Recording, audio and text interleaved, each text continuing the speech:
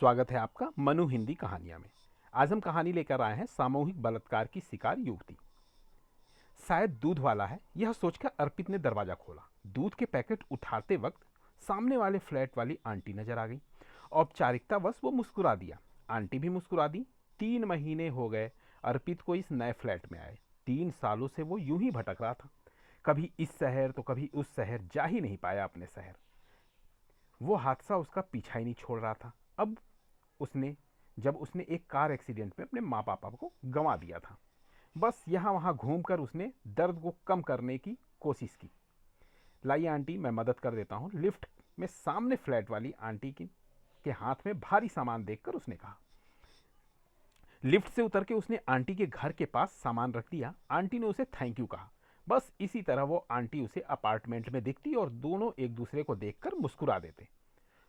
उस पड़ोस वाली आंटी की एक बेटी थी, शायद वो भी उसकी ही तरह किसी कंपनी में जॉब करती थी। पता नहीं क्यों उसे वो औरों से अलग दिखती, धीर गंभीर, और उसकी खामोश आंखें न जाने कुछ समाये थे उसके अंदर। जब भी वो उसे देखता तो उसे एक पहेली सी लगती। आज जब वो मॉर्निंग वॉक से लौट रहा था तो बिल्डिंग के नीचे थोड़ी भीड़ भाड़ थी। उसने देखा कि ये तो सामने वाली आंटी थी और उनके सर से खून बह रहा था।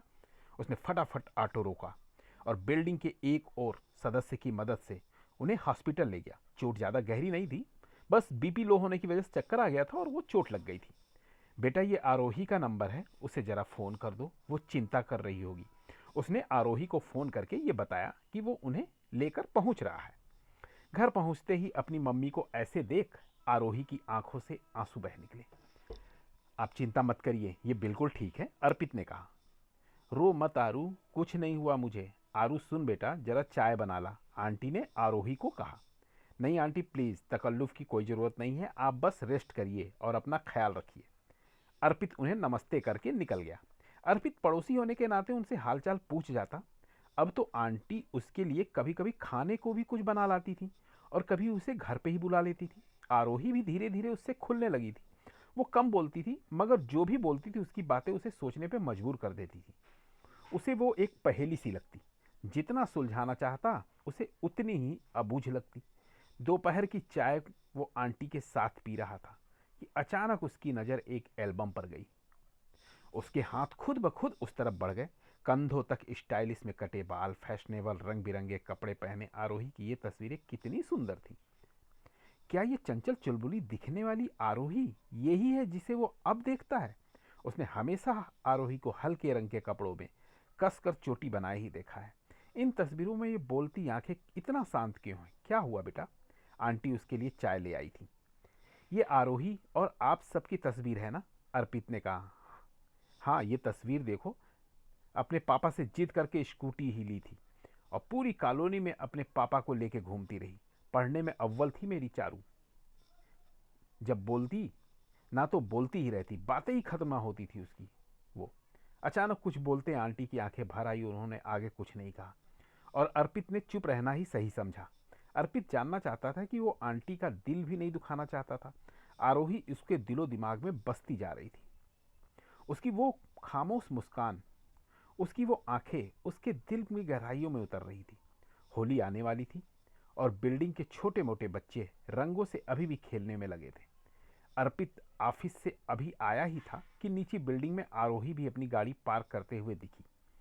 वो बच्चे आरोही की तरफ आए और उनके रंगे हुए चेहरे देखकर आरोही के चेहरे का रंग उड़ गया। वो कांपने लगी। अर्पित उसकी असहजता को समझ गया। उसने उन बच्चों को वहां से हटाया। आरोही का शरीर बर्फ सा ठंडा था, माथे पे पसीना था।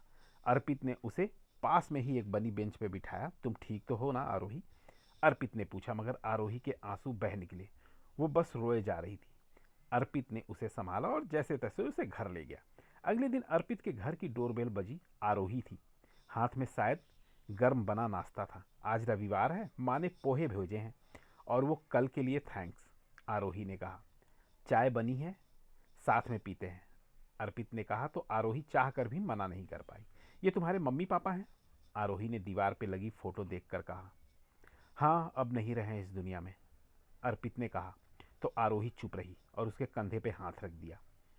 पता है आरोही, शायद ये सुनकर तुम मुझसे नफरत करो, पर मैं हूं उनकी मौत का जिम्मेदार। जिस दिन मम्मी पापा का एक्सीडेंट हुआ था मेरे पास कॉल आया था, पर मैं मीटिंग में बिजी था, नहीं उठाया मैंने वो कॉल। सोचा कि बाद में करता हूँ, पर वो दिन कभी नहीं आया। आज भी सोचता हूँ कि शायद वो एक कॉल मैंने उठा लिया होता तो आज वो जिंदा होते मेरे साथ। मैं कभी माफ़ नहीं कर पाया हूँ खुद को। कहते कहते अर्पित की आंखों में आंसू बह निकले। नहीं अर्पित, तुम कसूरवार नहीं हो। कसूरवार तो वक्त है। कई बार कुछ परिस्थितियों पे हमारा जोर नहीं चलता। तुम गलत नहीं हो, तुम नहीं हो गलत। आरोही समझ नहीं पा रही थी कि वो अर्पित को समझा रही है या खुद को समझा रही है। वो जिस दर्द से गुजर रही थी वो अर्पित भी उसी दर्द से गुजर रहा था। कल होली है और 2 दिन के लिए उसके ऑफिस की छुट्टी थी। वो आंटी के घर चला गया। आंटी उसे देखते ही चाय बनाकर ले आई। आज अर्पित कुछ सोच कर आया था। उसने आंटी को कहा, मैं कुछ भी घुमा फिरा कर नहीं कहना चाहता, पर मैं ये नहीं जानता कि मैं न जाने कब से आरोही को पसंद करने लगा हूँ। मैं उसकी ज़िंदगी का हिस्सा बनना चाहता हूँ, शादी करना चाहता हूँ उससे। उसने देखा कि आंटी की आंखों में आंसू थे। वे कमरे में गईं और एक फाइल लेकर आईं। उसने फाइल हाथ में ली। नशे में चूर लड़कों ने किया लड़की से सामूहिक बलात्कार। अखबार की कतरन थी और साथ में थे बहुत सारे कागजात। उसने सवालिया नज़रों से आंटी की ओर देखा। हाँ बेटा, ये मेरी आरू ही थी जिसके साथ उन दरिंदों ने यह सब किया। आज 7 साल बीत गए हैं और इन 7 सालों में उसने न जाने कितना दर्द झेला है। वो टूटी है, बिखरी है, पर सिर्फ जिंदा है तो अपनी माँ के लिए। 3 साल पहले आरू के पिता भी चल बसे। हम सब कुछ छोड़ के इस शहर आ गए।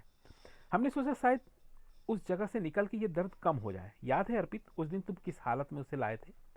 होली का ही दिन था जब उन लड़कों ने नशे में मेरी आरू की ज़िंदगी बर्बाद कर मेरी आरू की ज़िंदगी के सारे रंग छीन लिए थे। मेरी बेटी खो गई है अर्पित। वो रंगों से घिरी रहने वाली, वो खुशमिजाज अल्हड़ लड़की, उसे सिर्फ एक बार वापस ले आओ अर्पित। आंटी के आंसू बह निकले। वो चुप हो गया।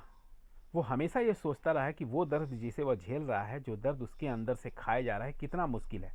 पर आज आरोही का ये सच उसके सामने आया तो अंदर तक हिल गया। अर्पित ने कुछ नहीं कहा और वहां से चला गया। होली का दिन था, तभी डोरबेल बची। आरोही अपने कमरे में गुमसुम सी थी, तभी अचानक अर्पित को देख के ठिठक गई। आरोही, कुछ लाया हूं मैं तुम्हारे लिए। ये कह के अर्पित ने एक तोहफा आरोही के हाथों में दे दिया। आरोही ने जब तोहफा खोला तो उसकी आंखों में आंसू थे। उसमें तरह तरह के रंग थे। साथ में एक कार्ड था जिसमें लिखा था, विल यू मैरी मी? नहीं अर्पित, तुम मेरे बारे में कुछ नहीं जानते हो। आरोही की आंखें भर आई। आरोही, मैं सब जानता हूं, पर कसूरवार तुम नहीं हो। कई बार परिस्थितियों को हम नहीं बदल सकते। तुमने कोई गलती नहीं की है तो उसकी सजा तुम क्यों भुगतो? कब तक अपनी जिंदगी को रंगों से अलग करके जीती रहोगी? एक बार फिर से जिंदगी तुम्हें पुकार रही है, अपना लो मुझे। भर दो मेरी बेरंग जिंदगी में रंग। अर्पित नम आंखों से बोला। आरोही ने अर्पित की तरफ देखा और उसे गले लगा लिया। आज आरोही बरसों बाद फिर से मुस्कुरा दी। आज वो बदरंगी आसमान छट गया था और इंद्रधनुषी रंगों ने फिर से एक बार आसमान में छटा बिखेर दी थी। मुझे कमेंट में ज़रूर लिखिएगा। कहानी पसंद आई हो तो मेरे चैनल को सब्सक्राइब कीजिएगा और इस कहानी को अपना वक्त देने के लिए आपका बहुत बहुत धन्यवाद।